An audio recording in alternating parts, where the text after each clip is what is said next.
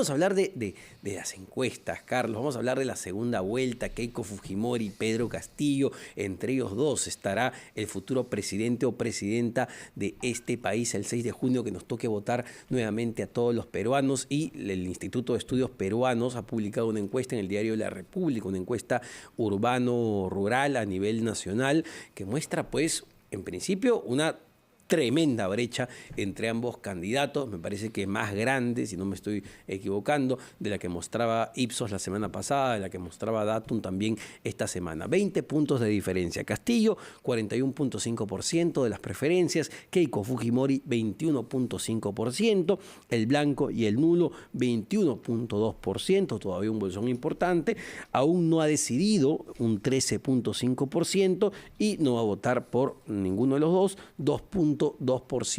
Así están las cosas. Es la foto que nos presenta el día de hoy el Instituto de Estudios Peruanos.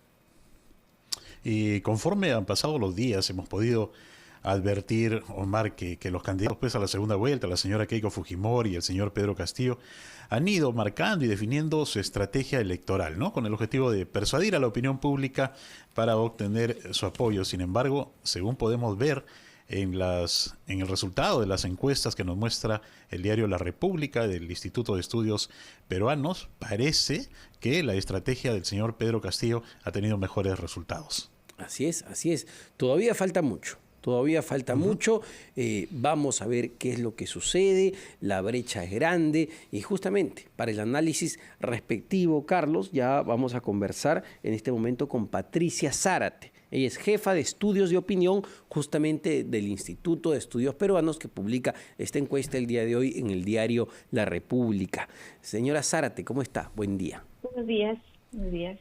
Bueno, hablar en principio de esta gran brecha, ¿no? 20 puntos de diferencia es lo que hay entre ambos candidatos según la foto que estamos mostrando en este momento. ¿Qué conclusiones o qué reflexiones podemos sacar a partir de este primer resultado? Y de ahí ya entramos a las cifras menudas, que son importantes. A ver, en la primera semana que pasó después de las elecciones, creo que seguía esa tendencia al alza que tuvo Castillo en la última semana. Bueno, Castillo iba subiendo, ¿no? Pero dio un salto más fuerte para el 11 de abril. Sí. Quizás si las elecciones hubieran sido el 18, hubiera tenido un mayor porcentaje de intención de voto. Entonces, esa primera semana, uno diría se podría explicar por eso. Pero igual, él ganaba la primera vuelta, de hecho. Y las siguientes encuestas, Ipsos es 10, Datum es 15, nosotros 20, digamos. Lo que muestran en realidad es que esa distancia se va abriendo. Y se va abriendo básicamente porque va disminuyendo la intención de voto por Fujimori. Ajá. Porque Castillo está por encima de 40, está entre 40, 41, 42 en las tres encuestadoras, ¿no? Entonces, aquí hay un fenómeno bien interesante, me parece, porque nosotros, si bien hemos hecho la encuesta, es una muestra más grande la que hemos hecho ahora, porque queríamos ver comportamiento electoral, y lo que también hemos hecho muchas preguntas abiertas, para que la gente espontáneamente nos diga por qué votó en la primera vuelta por tal o cual candidato, y por qué votará por tal o cual candidato en la segunda vuelta, así, espontáneo. Y el sentimiento que uno encuentra en las respuestas espontáneas de las personas, el abandono del Estado, que es un maestro, que es como yo, eso creo que es clave para entender por qué la candidatura de Castillo sí está pegando en la mayoría de la población. Patricia, ¿cómo está? Muy buenos días, le saluda Carlos González. ¿Y qué regiones y qué sectores sociales de nuestro país están respaldando y han provocado esta brecha que se ha ampliado entre Pedro Castillo y Keiko Fujimori? ¿Cuáles son las regiones y los sectores sociales que están favoreciendo al señor Castillo? En realidad todas favorecen a Castillo, con excepción de Lima, que en realidad Lima está... Y hay un paréntesis, encima, Patricia, hay un paréntesis en Lima, porque, vamos, según el margen de error, están empatados en Lima. Sí, no, y ahí no se aplica tanto el margen de error, chiquito, en fin, pero digamos que aquí Lima también me genera dudas porque a veces Fujimori también tiene un voto escondido. No es muy grande, pero tiene un voto escondido. Y hay gente que no ha querido decir por quién va a votar porque el voto es secreto, se entiende, ¿no?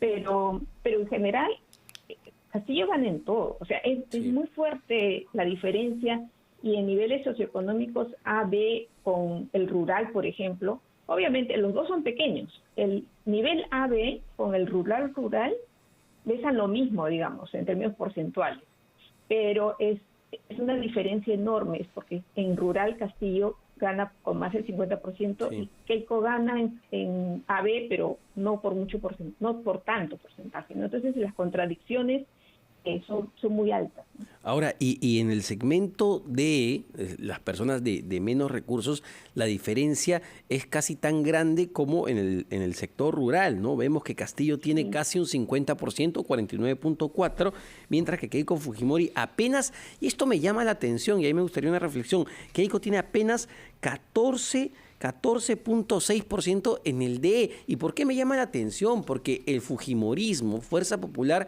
era pues un partido que tenía mucha fuerza en esos segmentos, en los segmentos populares, pero vemos más bien que ha perdido ese terreno y por ahí se acomoda ya en los segmentos altos, en Lima Metropolitana. Sí, o sea, su discurso es hacia el sector privilegiado, que Exacto. sea privilegiado por el sistema, ¿no? Por el sistema económico, por el modelo económico, que, o sea, no, yo creo que el país ha crecido en los últimos años, entiendo que sí ha habido un crecimiento, pero quienes se han privilegiado más de esto no es la mayoría de la población. Entonces, a ese sector que fue el más privilegiado, sí se está acercando. Entonces, el resto, que además, no solamente habíamos mejorado como país, el tema es Claro. que la pandemia nos ha hecho retroceder mucho, Sí, claro, y mucho. como decía Gonzalo Banda en una columna en estos días en el diario El Comercio, no puedes llegar a este segmento diciendo que vas a proteger el modelo y vas a mantener las cosas como tal, ¿no? Porque claramente no solo este segmento, sino todo el país se da cuenta de que hay tremendas brechas y complicaciones en nuestro país. El solo hecho de conseguir oxígeno, una cama UCI, pues reflejan que hay cosas que no están funcionando claramente. Exacto. Y es el estilo también, ¿no? O sea, no sé qué recursos pueda tener Fujimori como para enfrentar eso, ¿no? Porque a lo largo de toda la campaña, ¿se acuerdan ustedes que encontraban mucho ninguno? O sea, no se decidían, Sí. los porcentajes eran bajitos, en fin. Ahora, y esos grupos que no se decidían eran rurales, sectores de los que se identificaban de izquierda, por ejemplo, ¿no? Que no encontraban a alguien. Ya lo encontraron. Entonces ese ninguno no sabe, Sí. todo eso ha bajado. Así es. Muy bien. Patricia, le voy a pedir por favor unos segundos que nos Sí, claro. espere. Vamos a ir a una pausa y luego continuamos conversando sobre los resultados de la encuesta de Instituto de Estudios Peruanos, que, como decíamos, pues refleja un amplio margen, una diferencia casi de 20 puntos que favorece al profesor Pedro Castillo y pone en segundo lugar como a la señora Keiko Fujimori de Fuerza Popular. Pausa y regresamos. Con 17 minutos estamos conversando con Patricia Zárate del Instituto de Estudios Peruanos. Estamos analizando, tratando de comprender mejor los resultados de la encuesta del Instituto de Estudios Peruanos que le da pues al candidato Pedro Castillo, ¿no?, el respaldo del 41,5% frente al 21,5% de la candidata de Fuerza Popular Keiko Fujimori. Patricia, y si nos enfocamos específicamente en el discurso del candidato Pedro Castillo, ¿no?, que lo hemos visto bastante moderado en los últimos días, ¿esto también podría explicar de alguna manera el respaldo, el apoyo que ha recibido de los electores? Efectivamente. O sea, el discurso moderado sí, porque en general, ya cuando entramos en democracia, todos debemos moderar nuestros discursos, ¿no? La democracia no está hecha para extremismo, justamente es un sistema en el que tienes que conversar mucho, tienes que dialogar y tienes que llegar a acuerdos y renunciar a determinadas cosas para lograr un fin para todos, para la mayoría, ¿no? Ese es en palabras simples lo que significaría estar en democracia. Entonces, para insertarse en esto tiene que moderarse. Pero creo que solamente su manera sencilla de hablar, lo Sí. que mostró un poco en el debate, esto Sí. generó mucho, como les decía al inicio, o sea, mucha adhesión de de personas que se han sentido como olvidadas o que todo lo hace Lima o los políticos, en fin.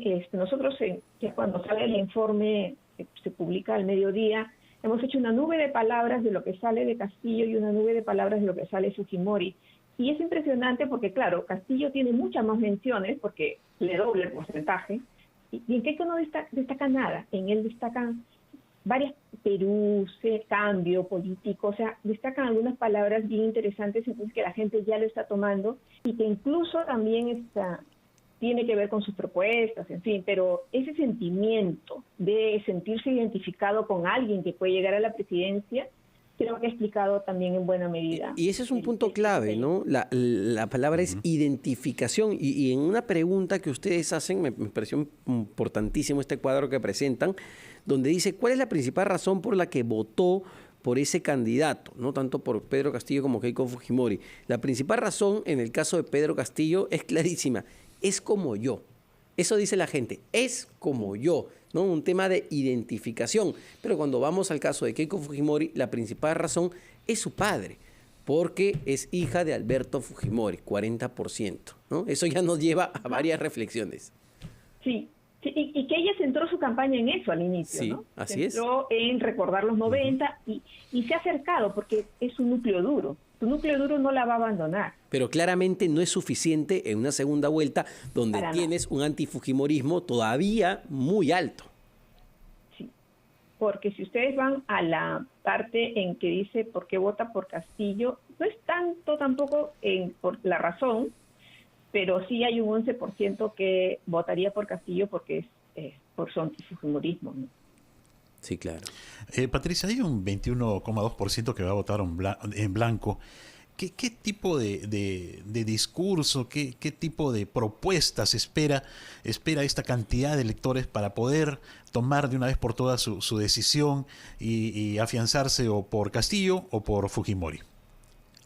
A ver, quizá es un grupo, o sea, es pura especulación porque no podríamos analizar realmente, ¿no? Pero el que por lo general es mayoritariamente femenino, ¿no? Que votaría en blanco, creo. Y o sea, sí, gente que no se decide todavía porque está evaluando, porque quizás su voto fue duro con respecto a sus propios candidatos, ¿no? Ese es un tema. El voto fue duro, quizá para los que votaron por López Aliaga o por Hernando de Soto, es decir, de manera más cercana, digamos, quizá todavía no estén tan decididos. Varios se han ido donde Castillo. Si ustedes ven la migración de votos, varios se han ido de Castillo. Entonces, creo que todavía hay que esperar a ver qué pasa con este sector que dice blanco nulo, porque quizá no quiere votar por ninguno, pero a medida que vea cómo van las cosas o su miedo pueda intentar cambiar, ¿no?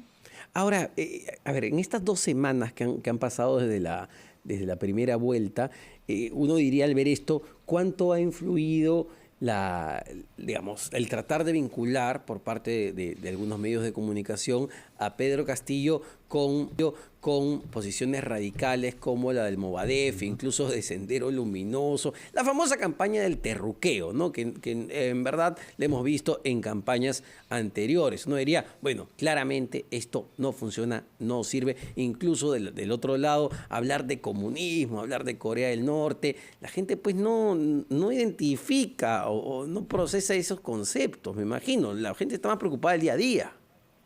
Claro, y la gente que realmente ha padecido lo de Sendero, que realmente, no me refiero a Lima, me refiero a los que han estado en los sitios más difíciles, saben que han sido los ronderos los que han luchado contra Sendero. O sea, no les puedes engañar, no les vas a decir, no, si ustedes ronderos terrucos, justamente eso no eran. Ellos han muerto muchas personas como Castillo a manos de Sendero. Entonces, si la gente que vive en las áreas donde el senderismo hizo un azote, sabe que no es así. Patricia, ¿se puede sentir a estas alturas seguro Castillo de que los resultados de las elecciones le van a ser favorables, o según la experiencia y el conocimiento que tenemos de la opinión pública, ¿no? Nos queda un mes y algunos días más. ¿Podría algún tipo de estrategia de Keiko Fujimori cambiar este escenario? ella tendría que cambiar mucho, porque lamentablemente ella se metió en un cassette muy acorde con ciertos medios de comunicación, muy acorde con cierto sector que es pequeñito. Es que no por más de que y es la desigualdad, ¿no? Por más que este sector controle casi todos los ingresos del Perú, casi toda la riqueza del Perú, concentre, mejor, más que controle, concentre la mayor cantidad de riqueza, a la hora de votar todos somos iguales y todos tenemos un voto. Entonces, eso es difícil de compensar, no sé, de alguna manera. Ella tendría que tener una actitud un poquito más abierta, quizá no centrarse en este tema del miedo, del cuco, del fujimorismo, de la intervención estatal o cosas de ese tipo que no van, todo el mundo quiere intervención estatal, no para que expropien empresas, sino para que el Estado intervenga y pueda garantizar vacunas, mejorar el tema de salud, mejorar la educación, ese tipo de cosas. Ese punto es clave, Patricia, y hay un dato que también arrojan en la encuesta que me parece un terreno fértil de hacia dónde debería ir, digamos, el debate y la discusión en las próximas semanas, que desde mi humilde opinión se debería basar pues en las propuestas y no en el terruqueo ni las etiquetas. ¿Y a qué me refiero? Ustedes preguntan cuál es la opinión sobre el modelo económico, ¿no? Y vemos que un 58% en general dice, sí, debe mantenerse, ¿no? Debe mantenerse, pero hay cosas que tienen que cambiar. Entonces, eso es un guiño para ambos candidatos. La gente no está contenta en la totalidad con el modelo, como tú bien señalas, vacunas, oxígeno, claramente hay enormes deficiencias, pero tampoco quiere pues un cambio absolutamente radical. Exacto. No quiere, la gente está por una esperanza, por algo que la saque de la situación. Sea este modelo. Yo sé, hay mucha gente que critica el neoliberalismo y todo esto, pero realmente sí han mejorado mucho nuestros indicadores como país en varios temas antes de la pandemia, ¿no? Claro. Había que hacer más, de hecho que había que hacer más, pero ha habido mucha corrupción, mala gestión, ya ni hablemos de Vizcarra, pero como tú dices, no es que todo el mundo quiere ya asaltar el poder y hacer la revolución, no es eso. Patricia, la estrategia, como muy bien lo destacaba Omar, la estrategia de etiquetar, por ejemplo, como comunista, ¿no? Y de paso, también esto pues de comunistas a todos los que apoyaban al profesor Pedro Castillo, ¿no? Y con esto descalificar, ha motivado también que algunos partidarios y seguidores de Keiko Fujimori lleguen incluso al extremo del insulto, como hemos podido apreciar ayer acá en Trujillo contra el candidato Pedro Castillo, ¿no? Esto le da pues una posición de víctima a Pedro Castillo que tal vez también impulsa que muchos electores asuman un efecto contrario, ¿no? Es decir, que lo apoyen. ¿Esta lógica que estoy utilizando es correcta? Sí, claro. También pasaba en el caso, bueno, era toda una campaña más de redes, me acuerdo con López Aliaga que decía, los medios grandes están contra él, entonces siempre la gente obviamente va a desconfiar de los medios grandes, de los medios que concentran el poder, y cuando el medio empieza a desesperarse, se nota y entonces es un poco contraproducente, ¿no? Ahora, solo para cerrar, Patricia, porque nos gana el tiempo, el apoyo, ¿no?, de Mario Vargas Llosa, nuestro Nobel de Literatura, porque esto ya lo mide, ¿no? ¿Cuánta influencia vemos que ha tenido frente al, digamos, el poder que tuvo, la influencia que tuvo en la campaña entre Ollanta y Keiko Fujimori en el 2011?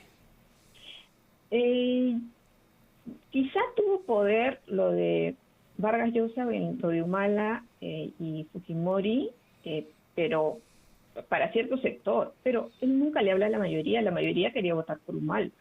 O sea, eso es al margen de lo que diga Vargas Llosa, o sea, al margen de que yo lo admire, es uno de mis autores favoritos, o sea, lo que él diga, ¿a quién le llega? Le llega a Lima, al sector AB, que ya lo tiene ganado, o sea, sí, Keiko lo tiene ganado, al sector B, digamos, en diferencia, pero tampoco es una totalidad, ¿no? Sí, claro. A ese sector puede llegar y algunos más, pero no hace nada frente a un montón de gente que no va a estar viendo sus declaraciones ni escuchando lo que dicen. Es verdad. Ujú. Bueno, Patricia, muchísimas gracias. Muy interesante, en verdad, y para revisar detenidamente esta encuesta y sacar reflexiones, varias de ellas. ¿Ah? No perdamos, señores, la cabeza. Yo lo decía hace un momento, mucha pasión, mucha descalificación en las redes sociales y entre nosotros, entre las familias también. Con calma las cosas. Y creo que el debate tiene que ir hacia las propuestas. ¿Qué ofrecen ambos candidatos? ¿Qué proponen? ¿Cómo proponen hacerlo? Esa debe ser la discusión y no las etiquetas. Muchísimas gracias, Patricia Zárate, jefa de estudios de opinión del Instituto de Estudios Peruanos. Carlos, son las 8:29. Hacemos una pausa. Venimos con más en Ampliación.